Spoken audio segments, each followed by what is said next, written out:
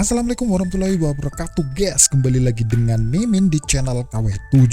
Nah, karena kita baru saja menyelesaikan Dr. Stone season 4 yang part satunya guys, sekarang kita lanjutkan yang part 2 nya ya guys ya.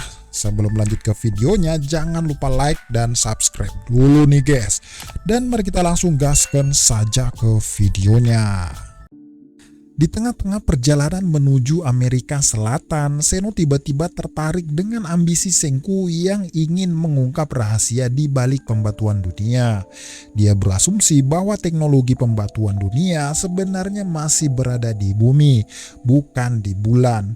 Para penghuni bulan atau pelaku pembatuan dunia sebenarnya meninggalkan teknologi tersebut di bumi. Senku sempat terkejut ketika mendengar pertanyaan tersebut. Ternyata Seno memiliki pemikiran yang sama dengannya. Mereka sama-sama menduga bahwa teknologi pembatuan dunia masih berada di bumi. Seno kemudian mengajukan semacam proposal untuk bekerja sama dengan Senku.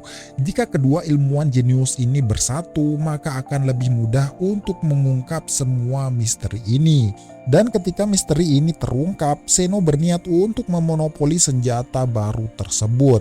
Senku pun sepakat untuk bekerja sama dengan Seno. Dengan menggabungkan kekuatan, mereka akan lebih cepat mencapai tujuan. Sementara itu, di kapal Perseus, tim Stanley sedang memuat bahan bakar untuk mengejar tim Senku. Mereka merapas kapal Perseus lalu dimanfaatkan untuk kepentingan mereka sendiri. Sedangkan para penduduk kerajaan sains yang ada di situ akan dipindahkan ke kastil atau markas utama. Beberapa orang menyadari bahwa Ginro tidak ada dalam barisan. Kemungkinan dia masih berada di dalam kapal. Mengetahui hal itu, Matsukaze yang sedang terluka berpura-pura lemas dan tersungkur untuk menyusup ke dalam kapal. Dengan cara ini, dia pun dibawa ke ruangan medis lalu kemudian beraksi mencari Ginro secara diam-diam. Kemudian setelah berhasil bertemu, Matsukaze kembali tersungkur karena lukanya. Akibat hal ini, beberapa orang penjaga langsung datang dan segera menyergapnya. Kemudian Matsukaze diinterogasi oleh Stanley sendiri. Sambil mendodongkan pistolnya, Stanley bertanya kemana tujuan Senku berlabuh. Tentu Matsukaze tidak akan membocorkan informasi apapun. Dia tuh sudah sangat terbiasa guys dengan interogasi dan ancaman seperti ini. Namun berbeda dengan Ginro. Karena tidak ingin melihat Matsukaze disakiti, Ginro pun mengungkapkan semuanya kepada pihak Stanley. Dia mengatakan bahwa Senku dan kawan-kawan menuju ke Amerika Selatan.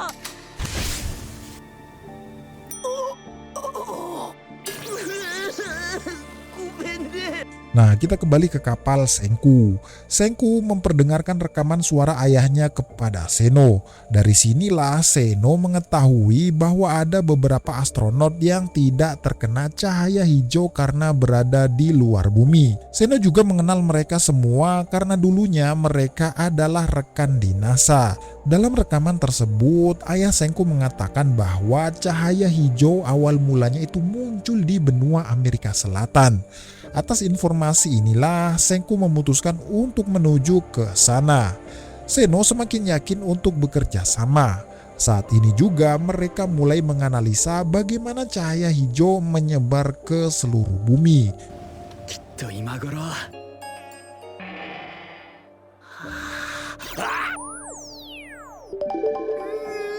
Mereka menggunakan gelembung sabun sebagai permisalan cahaya hijau yang menyelimuti bumi. Dari sini mereka menghitung jarak luas dan kecepatan dari cahaya hijau tersebut. Dengan hitungan tersebut, mereka bisa mengetahui bahwa titik awal cahaya pembatuan berada di garis lintang 3 derajat 7 menit ke selatan dan garis bujur 60 derajat 1 menit ke barat, tepatnya di dekat sungai Amazon di benua Amerika Selatan. Di tempat tersebut tertidur sebuah misteri yang sudah melumpuhkan seluruh dunia. Perjalanan menuju ke sungai Amazon tentu saja tidak mudah. Di sana terdapat beberapa macam-macam hewan berbahaya seperti nyamuk demam berdarah atau serangga yang bisa bertelur di tubuh manusia. Jadi untuk alasan keamanan mereka tuh harus memutar jauh. Jika mengambil rute tersebut maka tantangan terbesarnya adalah bahan bakar. Kapal yang mereka pakai saat ini bertenaga gas arang. Jadi setiap kehabisan bahan bakar mereka harus berlabuh mencari kayu dan mengubahnya menjadi arang. Perjalanan seperti ini sangatlah tidak efisien. Terlebih lagi mereka juga sambil menghindar dari kejaran tim Stanley. Kemudian di malam hari saat Taiju sedang mencari kayu, tiba-tiba muncul tulisan Hell yang melayang di udara. Semua orang langsung dipanggil untuk menyelidiki hal tersebut. Lalu setelah ditelaah lebih dalam, ternyata tulisan tersebut adalah layang-layang yang ditulis dengan memakai cat yang bisa menyala dalam gelap. Nah, pagi harinya, Senku dan kawan-kawan ini mendatangi tempat di mana layang-layang itu diterbangkan. Sesampainya di sana, mereka melihat semacam rumah pohon yang dibuat dengan rangkaian kayu-kayu dan tali tambang. Artinya guys, terdapat seseorang yang mendiami tempat tersebut.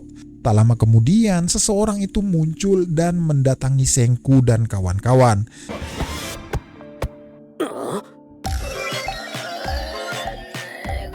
Terlihat seorang wanita pendek dengan kondisi penglihatan yang kurang baik.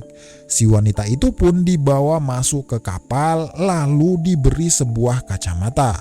Dan akhirnya terungkap guys siapa si wanita tersebut. Dia itu bernama Dr. Chelsea. Dia adalah seorang pakar geografi yang dulunya sempat bekerja sama dengan Zeno. Semenjak terlepas dari pembatuan, si Chelsea ini ternyata bertahan hidup sendirian guys. Namun bukan berarti dia tak butuh bantuan. Dia selalu berusaha mencari pertolongan dengan membuat sinyal di layang-layang yang bertuliskan kata help. Tapi ya karena kehabisan cat, kata yang seharusnya help menjadi hell, yaitu neraka. Kini Chelsea resmi bergabung dengan tim Senku. Dengan pengetahuan geografinya, dia bisa menunjukkan jalan menuju ke Amazon tanpa harus memutar. Dia menyarankan untuk berlabuh di Ekuador lalu menempuh jalur darat menuju ke sungai Amazon. Namun masalahnya jika menempuh jalur darat dengan berjalan kaki maka sangat melelahkan. Oleh sebab itu, Senku akan membuat kendaraan yang ringan, praktis, dan bisa melewati medan off-road. Kendaraan yang dimaksud adalah motor.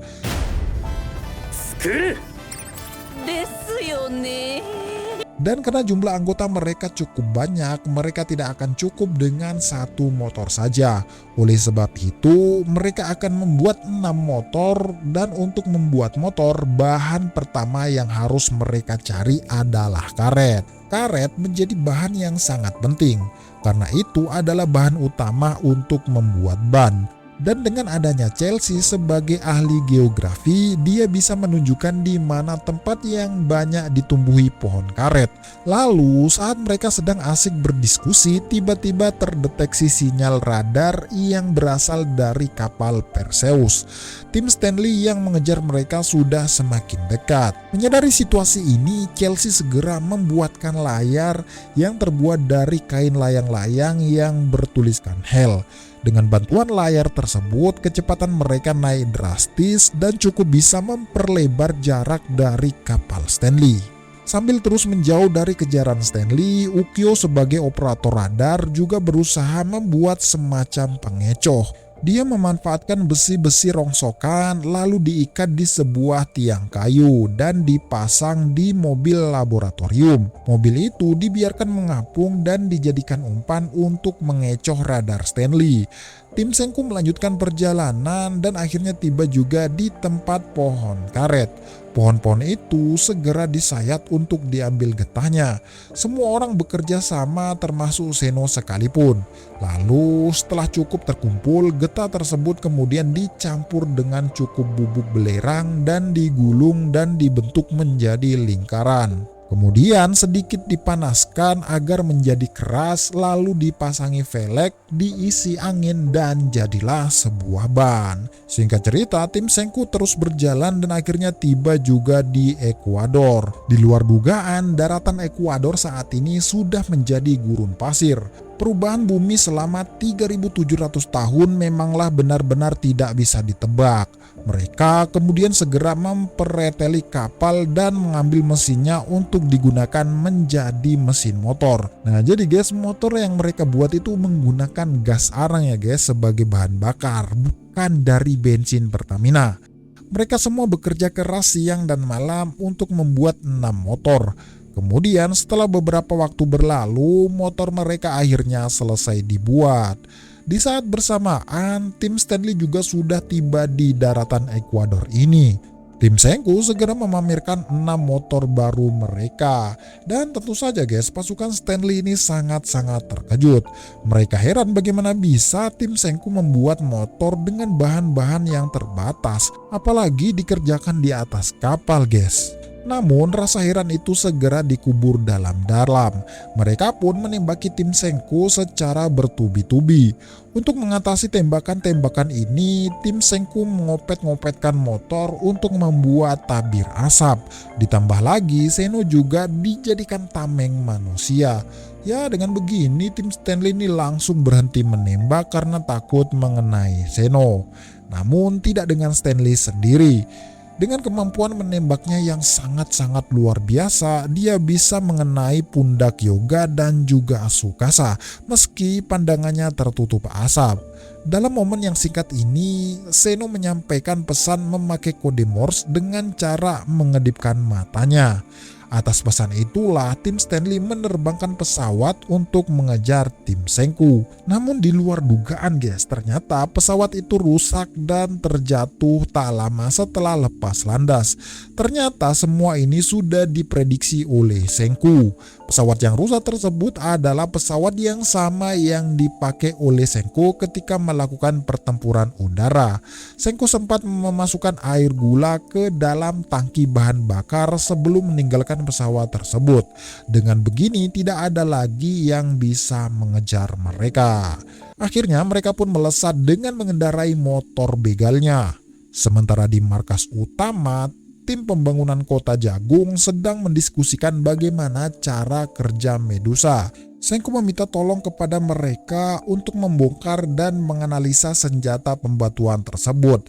Namun sayangnya tidak ada orang yang memiliki keahlian dalam mengutak-atik barang elektronik.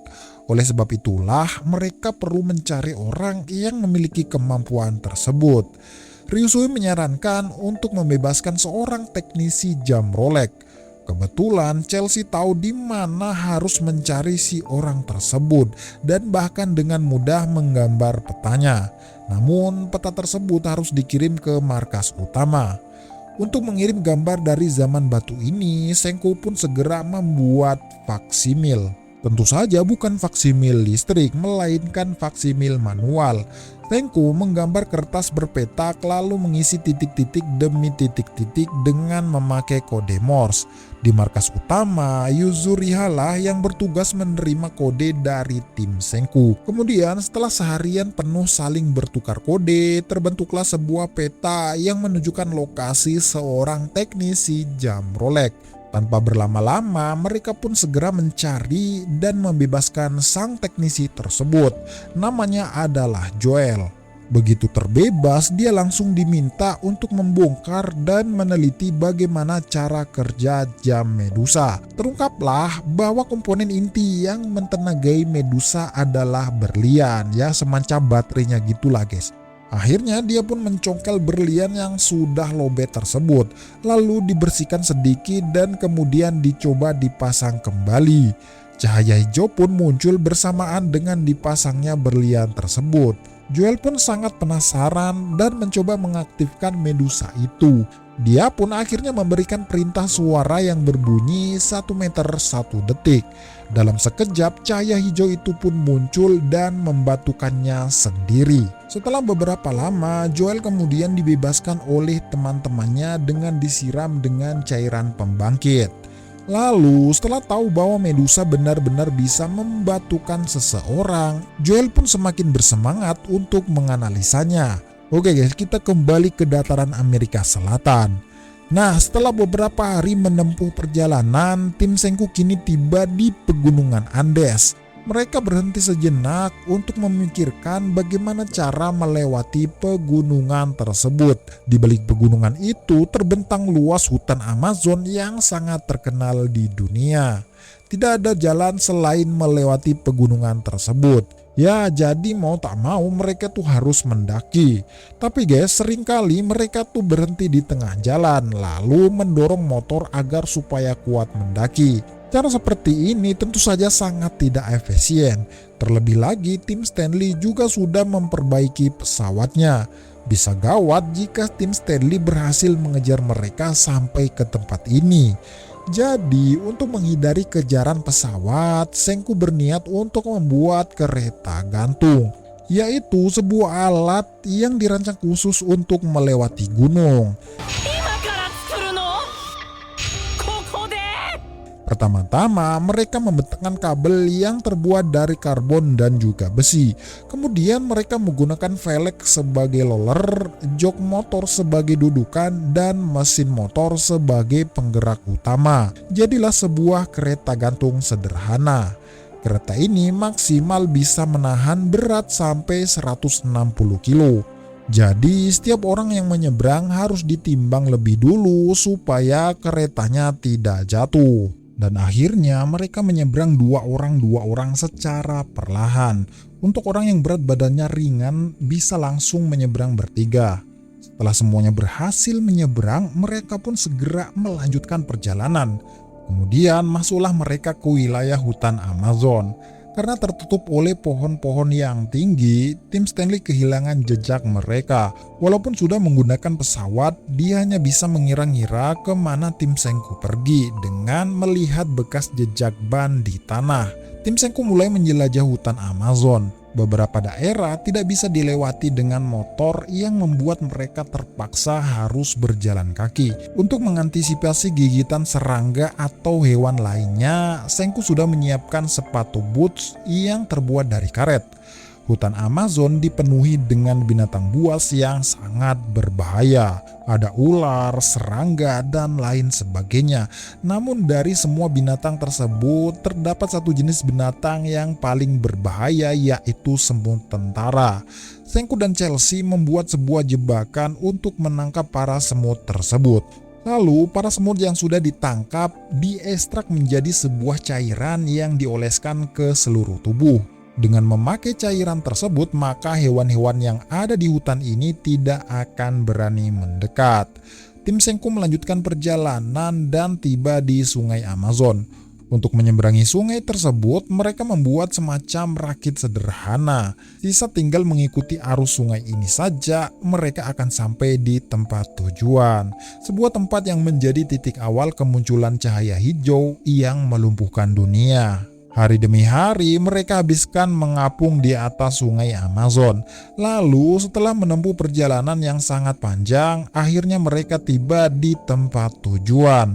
Mereka tiba di sana senja hari di saat sinar matahari berwarna kuning keemasan. Senku dan kawan-kawan sangat terkejut ketika melihat sebuah candi raksasa yang sangat berkilauan. Semua mata terbelalak menyaksikan pemandangan yang sangat tidak biasa ini. Setelah ditelaah lebih dekat, ternyata semua itu adalah ribuan medusa yang menumpuk tinggi hingga menyerupai candi. Tanpa pikir panjang, Senku segera melakukan uji coba agar tahu apakah ada medusa yang masih aktif ataukah tidak. 1 meter 3 sekondo. Dengan lantang, dia mengatakan 1 meter 3 detik. Namun tidak ada yang terjadi setelah dia mengatakan perintah tersebut. Tidak hanya Senku saja, Taiju juga membantu melakukan uji coba terhadap semua medusa itu. Dengan kesadaran penuh, dia masuk ke dalam tumpukan medusa lalu mengatakan 1 meter 1 detik. Dan hasilnya tetap sama saja. Artinya ribuan medusa yang menggunung tersebut semuanya sudah kehabisan baterai. Dengan jumlah medusa sebanyak itu, Senku berniat untuk membongkar dan melakukan penelitian.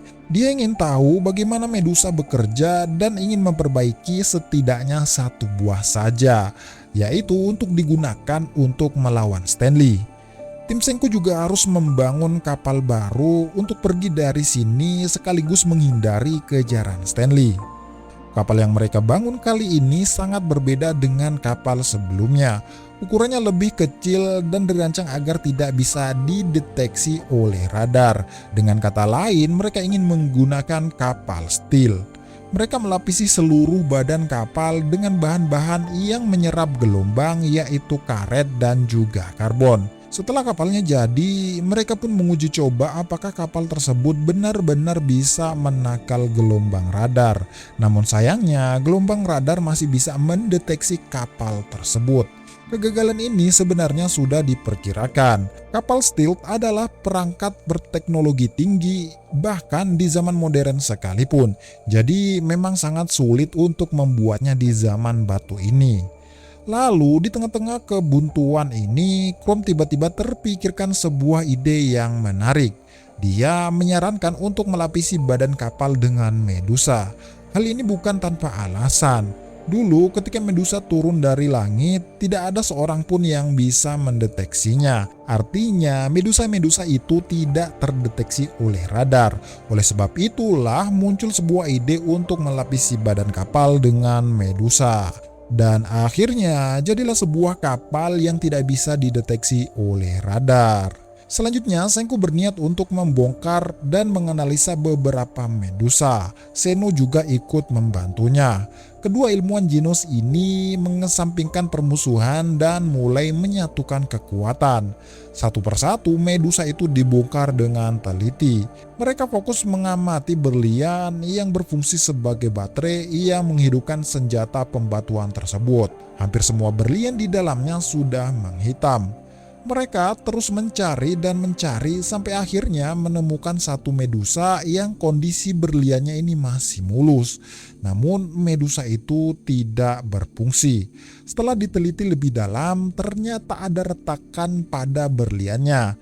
Artinya jika mereka punya berlian baru dengan kondisi mulus, maka kemungkinan besar Medusa itu dapat diaktifkan kembali. Jadi proyek Senku selanjutnya adalah menciptakan berlian. Kali ini dia meminta tolong kepada tim Nikki yang berada di markas pusat. Di tempat itu terdapat alat-alat serta bahan-bahan yang dibutuhkan untuk membuat berlian. Jadi Senku hanya ingin memberikan tutorial dari jarak jauh. Sementara tim Nikki lah yang membuat berliannya. Mulailah mereka menciptakan berlian. Mereka memanaskan alkohol di suhu panas tertentu hingga akhirnya berubah menjadi butiran-butiran kecil yang berkilauan. Tidak salah lagi, semua itu adalah berlian. Selanjutnya tinggal mengulangi proses yang sama sampai berlian yang dibutuhkan tercukupi. Setelah berhasil menciptakan berlian, selanjutnya mereka berencana untuk menambang berlian alami. Lantas kenapa mereka menciptakan berlian jika ujung-ujungnya tetap mencari berlian alami? Jawabannya adalah karena mereka butuh keduanya. Berlian adalah mineral paling keras di dunia. Berlian hanya bisa dipotong dengan berlian juga. Jadi Senku berencana memakai butiran-butiran berlian sebagai amplas untuk merapikan berlian alami. Berlian yang mereka temukan dari alam yang bentuknya sangat tidak beraturan akan dipahat menjadi segi 6 sesuai dengan bentuk slot di dalam Medusa. Tempat itu dijuluki dengan Stone Sanctuary atau Tanah Suci Pertambangan. Julukan itu disematkan karena banyaknya logam dan mineral langka yang terpendam di sana.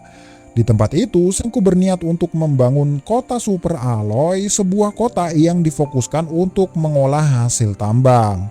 Di saat Senku mendiskusikan hal ini, Zeno secara diam-diam mengirimkan pesan kode Morse dengan memanfaatkan frekuensi sinyal radio. Jari-jari besi yang dipakainya mengandung magnet yang bisa dipakai untuk mendistorsi frekuensi. Pesan tersebut tersampaikan ke kapal Perseus yang membuat tim Stanley tahu apa yang harus dilakukan. Mereka segera menuju ke Arasha tempat Senku dan kawan-kawan berada. Sementara itu, tim Senku sudah berlabuh dan segera menuju ke tempat tujuan dengan memakai motor. Sesampainya di sana, mereka segera membangun benteng pertahanan untuk bertahan dari serangan tim Stanley. Mereka menumpuk batu alami untuk dijadikan tembok dan memasang kayu runcing sebagai pagar yang melindungi seluruh benteng. Setelah pembangunan benteng selesai, akhirnya mereka membahas strategi perang untuk melawan tim Stanley. Tim Senku mengerti bahwa persenjataan mereka jauh di bawah tim Stanley. Terlebih lagi, dua petarung terkuat dari tim ini sempat tertembak di bagian pundak. Luka tersebut tentu saja mengurangi daya tempur mereka. Jadi satu-satunya cara untuk bisa menang adalah dengan menggunakan Medusa. Mereka semua memutar otak, memikirkan bagaimana cara memanfaatkan Medusa semaksimal mungkin. Pertama, mereka terpikirkan untuk melempar beberapa Medusa yang diikat dengan tali. Namun, cara ini tidak efektif karena musuh bisa menembak mereka sebelum sempat melemparkan Medusa. Strategi kedua, membuat perangkap Medusa yang diikat bersamaan dengan speaker. Speaker itu disembunyikan di balik dedaunan dan terhubung dengan tali sebagai pemicunya. Dia akan menyala ketika musuh tersandung tali tersebut. Namun strategi ini masih tidak efektif karena bisa saja ada hewan yang tersandung tali tersebut. Strategi ketiga adalah dengan menggunakan panah. Namun, agar strategi ini bisa bekerja, mereka harus tahu dulu di mana posisi musuh berada. Lalu, saat mereka sudah cukup dekat, musuh pasti akan menembak lebih dulu dengan senjata apinya. Jadi, strategi ini juga tidak efektif, guys. Strategi keempat, Taiju berencana untuk mendekati musuh sambil membawa Medusa dan mengorbankan diri sendiri. Strategi yang mirip teroris ini memang cukup berani namun tidak efektif. Pasalnya, sebelum berhasil mendekat, Taiju pasti akan ditembak terlebih dahulu. Beberapa strategi tersebut tidak ada satupun yang bisa digunakan. Lalu, tiba-tiba saja Chrome terpikirkan sebuah ide yang menarik. Dia berencana untuk memasang Medusa di menara pengawas dan dihubungkan dengan mikrofon yang tersebar di segala arah. Jadi siapapun yang hendak diserang musuh bisa berteriak untuk mengaktifkan Medusa tersebut. Alat pembuatan tersebut akan diaktifkan sampai 3000 km agar bisa menjangkau semua orang. Baik kawan ataupun lawan, semuanya akan terkena imbasnya. Satu orang diminta untuk bersembunyi di tempat yang jauh sambil membawa cairan pembangkit. Dialah yang bertugas untuk membangkitkan teman-temannya setelah semuanya menjadi batu. Begitulah rencana tim Senku untuk menghadapi serangan Stanley. Sekarang tinggal menyempurnakan berlian saja yang akan difungsikan untuk mentenagai Medusa. Mau tak mau mereka harus menyelesaikan setidaknya satu berlian sebelum Stanley tiba di tempat ini. Senku meminta Suika dan Francois untuk bersembunyi dan menjauh dari jangkauan cahaya pembatuan. Mereka lah yang bertugas untuk membangkitkan teman-teman ketika semuanya membatu. Lalu ketika mereka hendak mencari tempat sembunyi, mereka melihat pasukan Stanley yang sudah berlabuh di pulau ini. Ginro dan Matsukaze juga dibawa sebagai tawanan. Di saat mereka sedang mengintai, tiba-tiba datanglah seekor laba-laba beracun dari arah belakang. Untungnya mereka sudah memakai lotion yang terbuat dari ekstrakan semut tentara. Laba-laba itu pun menjauh karena mencium aroma semut tersebut. Kemudian laba-laba itu mengincar dan menggigit salah satu anggota Stanley yang bernama Charlotte. Suika merasa tidak tahan melihat orang lain kesakitan. Dia pun segera memberikan penawar racun meski tahu bahwa orang itu adalah musuh.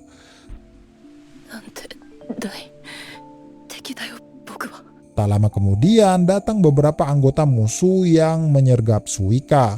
Seketika itu Suika langsung melarikan diri. Melihat Suika yang kesulitan, Francois berusaha membantu dengan cara memberikan pisau kepada Matsukaze. Francois adalah seorang koki yang tidak memiliki kemampuan bertarung. Jadi pilihan terbaiknya saat ini adalah memberikan pisaunya kepada Matsukaze. Matsukaze kemudian menggunakan pisau tersebut untuk melepas ikatan Ginro. Disinilah Ginro menunjukkan kemampuan bertarungnya. Meski penakut, namun dia tetaplah seorang petarung yang dimiliki kerajaan sains. Dengan bersenjatakan tongkat kayu, dia berhasil menumbangkan beberapa musuh yang mengejar Suika. Namun semua ini tidak bertahan lama. Stanley sendiri turun tangan dan berhasil mengikat Ginro kembali. Begitu juga dengan Francois dan juga Suika. Mereka berdua juga ditangkap dan sekarang dijadikan sebagai tawanan.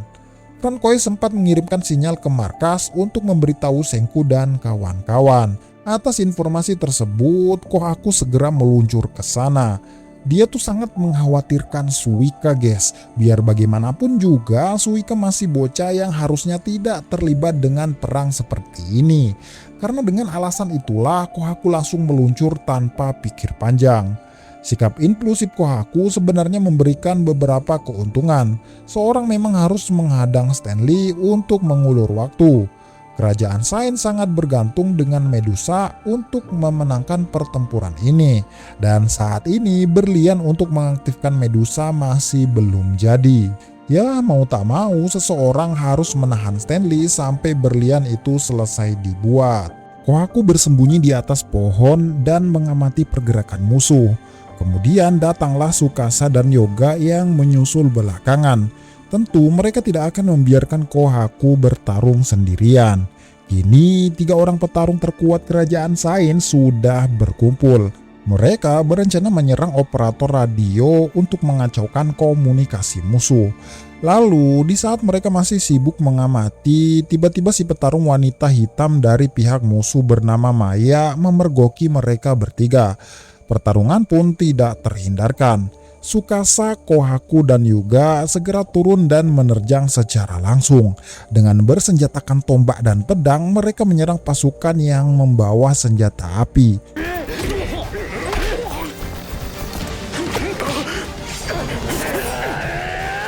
Maya sebagai petarung jarak dekat sangat tertarik dengan berduel melawan Tsukasa. Dengan sangat percaya diri, dia menyerang Tsukasa namun tak ada satupun serangan yang kena. Tsukasa bahkan bisa dengan mudah menangkap tangan Maya. Kemudian dia meluncurkan satu serangan balasan yang membuat Maya terpental menabrak pohon. Tsukasa masih menjadi petarung yang terkuat. Namun sekuat apapun dirinya tetap saja tidak akan bisa menahan tembakan. Dia ditembak oleh pasukan musuh yang bersembunyi di balik semak-semak. Tak hanya Tsukasa saja, Yoga juga menjadi korban senjata api tersebut. Dia sengaja menghadang peluru-peluru tersebut demi melindungi Kohaku. Berkat pengorbanannya, Kohaku berhasil merusak alat komunikasi musuh. Namun tak lama setelah itu dia pun terkena tembakan juga. 3 petarung terkuat dari kerajaan Sain semuanya sudah tumbang. Kerajaan Sain sudah benar-benar kehilangan kekuatan tempurnya. Gawatnya lagi, Chrome dan kakek Kaseki yang bertugas memperbaiki Medusa juga mengalami kebuntuan. Berlian yang mereka proses selalu saja pecah dan tidak bisa digunakan. Terlebih lagi, Stanley menyadari bahwa kerajaan Sain sedang mempersiapkan sesuatu. Karena mana mungkin mereka mengirim 3 petarung terkuat jika tidak ada maksud di baliknya. Dugaan Stanley memang 100% benar. Dia pun segera bergegas menuju ke benteng dan memerintahkan seluruh anggotanya untuk membunuh siapapun tanpa ragu. Senku sangat mengerti dengan semua situasi ini. Dia pun memerintahkan Luna dan Chelsea untuk menjauh sambil membawa cairan pembangkit. Mereka lah yang ditunjuk untuk membangkitkan semua orang setelah Suika dan Francois tertangkap. Namun sebenarnya semua itu hanyalah alasan untuk menjauhkan mereka dari benteng. Senku tahu bahwa Medusa tidak akan selesai tepat waktu. Jadi dia meminta Chelsea dan Luna menjauh agar selamat dari serangan Stanley. Tak lama setelah Chelsea dan Luna menjauh, pasukan Stanley akhirnya tiba di benteng. Tanpa ragu mereka semua menyerang dengan kekuatan penuh. Tak hanya menembak dengan senapan laras panjang, mereka juga melempari benteng dengan granat. Dalam sekejap ledakan dan kobaran api menyebar di mana-mana. Kerajaan Sain benar-benar ditekan. Mereka tidak memiliki senjata ataupun kekuatan untuk menyerang balik. Satu-satunya yang tersisa hanyalah tekad untuk bertahan hidup. Taiju dengan gagah berani mengambil granat lalu melemparnya balik. Namun satu granat lepas dari pengawasannya dan meledakannya sampai seluruh tubuhnya hangus. Ryusui juga tidak lepas dari incaran. Dia ditembak saat sedang menjaga Seno.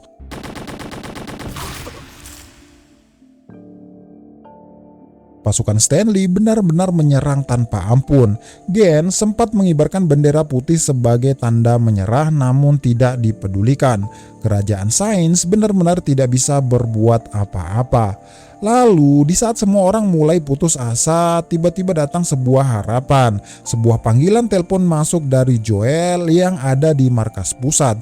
Joel memberitahu bahwa dia sudah berhasil memperbaiki Medusa sampai berfungsi penuh. Dia juga mengucapkan terima kasih kepada kakek Kaseki meski usaha kakek Kaseki gagal. Namun dia sempat memberi petunjuk sehingga Joel bisa melakukan semua ini. Jadi Medusa ini adalah hasil karya mereka berdua. Kemudian tiba-tiba saja Brody datang dan merampas Medusa tersebut, lalu mengamankannya di sebuah brankas. Namun semua ini tidak menguburkan semangat Senku dan kawan-kawan. Mereka menyusun satu strategi ultimate untuk mempertaruhkan segalanya. Tim Stanley saat ini tidak memiliki radio, jadi semua jaringan komunikasi saat ini dipegang oleh Senku. Dia pun segera memberitahukan rencananya yang diterima oleh Joel melalui jam tangannya. Jam tangan itu ternyata dilengkapi dengan receiver sinyal yang memungkinkan mereka berdua berkomunikasi secara diam-diam. Dalam pesan itu, Senku meminta mereka semua untuk menyerang pasukan Brody meski harus mengorbankan nyawa. Mereka diminta untuk merebut Medusa yang sudah dirampas. Nanti ketika berhasil, Senku akan membatukan seluruh benua Amerika. Jadi ya tidak apa-apa jika mereka tertembak. Nantinya mereka bisa dipulihkan dengan cara dibatukan lalu dibangkitkan kembali. Metode yang sama yang dipakai membangkitkan Tsukasa. Dan metode ini disebut dengan metode Dr. Stone. Dengan kata lain, Senku akan mengulangi bencana yang terjadi 3700 tahun yang lalu. Hanya saja nantinya Senku akan membangkitkan kembali orang-orang yang sudah dibatukan. Setelah mendengar rencana tersebut, semua orang maju menyerang pasukan Brody dengan mental berani mati. Moss, si petarung jarak dekat, berhasil merebut kunci brankas yang dikalungkan di leher Brody. Kemudian kunci itu diambil oleh Magma dan dengan cepat digunakan untuk membuka brankas. Mengatasi hal ini, Brody memerintahkan seluruh pasukannya untuk menembak tanpa ampun. Dalam sekejap, semua orang langsung tumbang terkena tembakan yang bertubi-tubi. Lalu saat si Brody mengira bahwa semuanya sudah selesai, Joel yang bersembunyi di balik tumpukan mayat segera berlari menuju ke brankas. Dia menjulurkan tangan kirinya tepat di mana jamnya dipakai. Brody dengan cepat menutup brankas tersebut sehingga membuat tangan Joel terjepit. Namun semua ini tak jadi masalah. Joel sudah sukses menjalankan misi yang paling penting. Tujuannya ternyata bukan mengambil Medusa tetapi hanya mendekatkan jamnya ke Medusa.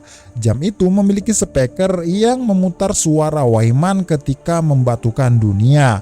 Terdengar perintah suara yang berbunyi 12.800.000 meter 1 detik. 12,800,000 meter 1 second. Dalam sekejap, cahaya hijau pun muncul melahap seluruh dunia, dimulai dari Amerika Utara. Sebelum cahaya tersebut mencapai Amerika Selatan, Senku dan kawan-kawan berusaha menyusun strategi agar bisa pulih setelah menjadi batu. Namun di tengah-tengah diskusi, Senku ini ternyata ditembak oleh Stanley, guys, yang mengenai pundak sekaligus menghancurkan botol cairan pembangkit. Untungnya masih ada beberapa botol di tempat tim Suika dan kawan-kawan. Mereka harus mengirim setidaknya 1 botol saja ke tempat Senku berada. Namun Zeno dan Stanley datang menghadang dan bahkan tidak ragu menembaki mereka. Cahaya hijau semakin lama semakin dekat. Namun tim Zeno tidak merasa takut karena mereka sudah berhasil mengamankan beberapa botol cairan pembangkit. Lalu di saat mereka memeriksa tas tersebut, ternyata isinya itu tidak ada. Ternyata Suika berhasil meloloskan diri sambil membawa cairan tersebut. Dengan sekuat tenaga dia berlari menuju ke arah benteng. Mengetahui hal ini, Stanley ini tidak ragu guys menembaki Suika yang hanya bocah ingusan. Tembakan tersebut sampai membuat Suika goyah dan menjatuhkan beberapa botol. Dari semua botol tersebut hanya tersisa satu saja yang berhasil diselamatkan. Botol itu kemudian diletakkan di sebuah nampan yang dipasang di tengah-tengah menara. Menara tersebut memang dirancang khusus untuk menghadapi cahaya pembatuan. Terdapat speaker yang menghadap ke nampan yang terhubung dengan mikrofon yang tersebar di area hutan. Jadi cara kerjanya ini cukup sederhana guys. Jadi mikrofon yang tersebar di area hutan ini akan menangkap suara alam. Yang kemudian suara alam ini dikeraskan dengan speaker lalu memecahkan botol cairan pembangkit tersebut. Jadi seseorang diposisikan di bawah botol tersebut yang nantinya akan terbebas ketika botol itu pecah. Dan Suika lah orang yang diminta untuk berada di posisi tersebut. Dialah yang mengemban tugas untuk membangkitkan teman-temannya ketika semuanya membatu. Di momen yang super genting ini, Stanley berpikir keras tentang apa yang sebaiknya dia lakukan. Bisa saja dia menembak botol cairan pembangkit itu. Namun jika ia melakukan hal itu, tidak akan ada orang yang terbangkit sehingga dunia akan benar-benar lumpuh seperti yang sudah terjadi sebelumnya. Stanley masih memikirkan masa depan atas egonya sendiri. Meski utamanya adalah melindungi Zeno dan Zeno nantinya pasti akan dibangkitkan karena kemampuannya dan pengetahuannya yang sangat dibutuhkan. Jadi Stanley memutuskan untuk tidak menembak dan merelakan dirinya menjadi batu. Secara perlahan cahaya hijau melahap seluruh dunia. Bencana yang besar melumpuhkan dunia 3700 tahun yang lalu benar-benar terulang kembali. Semua orang benar-benar menjadi batu tanpa terkecuali, baik dari pihak Senku, pihak Zeno, penduduk desa Ishigami, serta penduduk Pulau Harta, semuanya pokoknya dibatukan guys. Kini benar-benar tidak ada lagi manusia yang tersisa. Bumi hanyalah dihuni oleh binatang-binatang dan tumbuhan-tumbuhan saja. Hari demi hari, bulan demi bulan, musim demi musim terus berganti. Entah beberapa tahun sudah berlalu, anjing peliharaan Suika yang tadinya kecil sekarang sudah menjelma menjadi anjing dewasa. Orang-orang yang membatu bahkan sudah ditumbuhi lumut liar. Kemudian suatu hari datanglah petir dengan suara gemuruh yang sangat keras. Suara itu tertangkap oleh mikrofon kemudian disalurkan ke speaker dan akhirnya berhasil memecahkan botol cairan pembangkit tersebut. Cairan itu menetes mengenai patung Suika dan membuatnya terbebas. Nah, begitu terbebas, Suika ini langsung mencari cairan pembangkit untuk membebaskan teman-temannya. Namun dia tidak menemukannya dimanapun. Dia pun mengingat bahwa beberapa botol sudah pecah ketika dia berlari menghindari tembakan Stanley. Dan hanya tersisa satu botol saja dan itu pun sudah terpakai. Suika benar-benar sendirian di dunia yang keras dan kejam ini. Dia sampai menangis menahan betapa menyakitkannya rasa kesepian. Tapi kemudian dia mengingat perjuangan Senku ketika pertama kali terbebas dari pembatuan. Senku berjuang sendiri tanpa mengenal lelah. Pengalaman Senku itulah yang membuat Suika terinspirasi. Dia pun akhirnya bersemangat untuk memulai petualangan solonya di dunia yang keras ini. Suika mengerti bahwa misi utamanya adalah membangkitkan teman-temannya.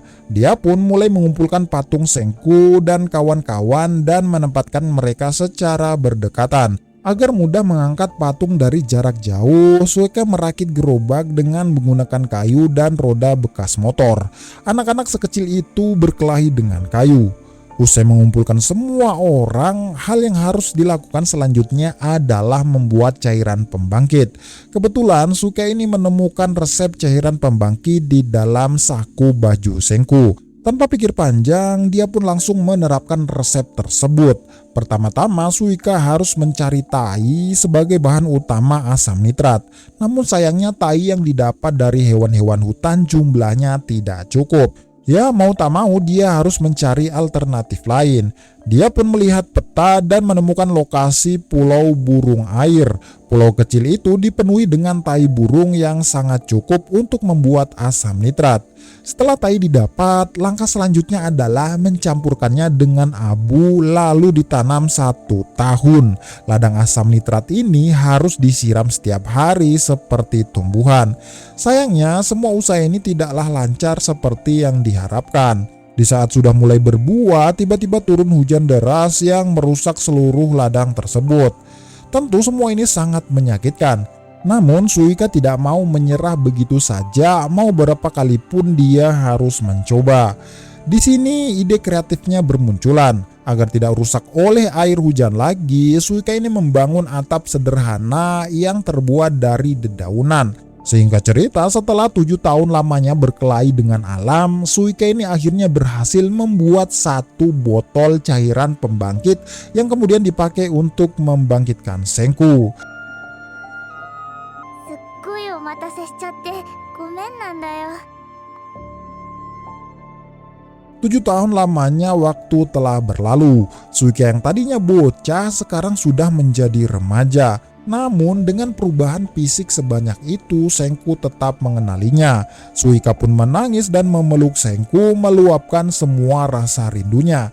Kini dengan bangkitnya Senku, cairan pembangkit bisa dengan mudah dibuat. Suika butuh 7 tahun untuk membuat 1 botol, sedangkan Senku bisa membuat 1 botol dalam sehari. 16 hari dia sudah membuat 16 botol yang cukup untuk membangkitkan seluruh anggota tim. 琥珀と同じくらいのともうキュッてしてとかはお願いできなくなっちゃったんだよ。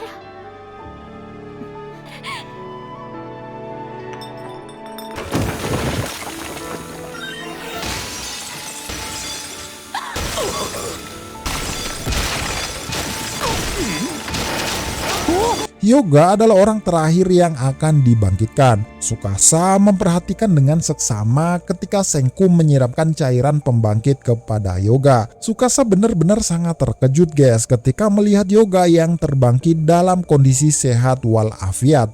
Pasalnya di pertempuran terakhir Tsukasa melihat Hyuga yang sudah benar-benar mati.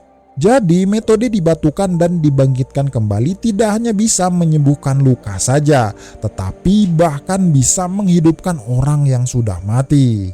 Nah, di malam hari, Senku dan Tsukasa mendiskusikan fenomena ini di suatu tempat yang sepi. Jika Medusa bisa membangkitkan orang yang sudah mati, maka artinya manusia bisa hidup abadi. Fenomena ini sebenarnya bukanlah hal yang baru. Jauh sebelum ini, Senku dan Tsukasa juga pernah mati, dan mereka masih hidup sampai sekarang berkat metode Dr. Stone. Hal ini membuat mereka berpikir tentang apa tujuan Wyman yang sebenarnya. Apakah dia ingin memusnahkan umat manusia atau justru memberikan rahasia hidup abadi? Apa motif dibalik tindakan Wyman yang hanya bisa diketahui dengan menemuinya secara langsung, yang artinya menuju ke bulan? Senku semakin bersemangat menuju ke bulan untuk menemui sang pencipta Dr. Stone. Dia pun memutuskan untuk membangkitkan Seno dan memintanya membantu membuat pesawat luar angkasa. Senku juga memberitahukan informasi tentang Dr. Stone dan juga Wyman. Hal ini membuat Seno tersadar dan mengurungkan niat jahatnya. Tujuan Seno selama ini adalah menjadi diktator yang memimpin dunia. Akan tetapi guys, setelah mengetahui keberadaan Wyman, Seno ini langsung menjadi ciut. Kalaupun Seno berhasil menguasai dunia, dia tetap saja tidak bisa apa-apa menghadapi kuasa Wyman. Wyman bisa saja dengan mudah membatukan seluruh dunia hanya dengan perintah suara saja. Jadi pilihan terbaik Seno saat ini adalah bekerja sama dengan Senku untuk melawan Wyman. Kini dua ilmuwan jenius bersatu untuk mencapai tujuan yang lebih besar. Tanpa membuang waktu, mereka mulai membuat sketsa rancangan pesawat luar angkasa. Misi menuju ke bulan bukan hanya sekedar eksplorasi semata. Ini akan menjadi pertempuran final melawan Wyman untuk membebaskan dan mengembalikan peradaban dunia.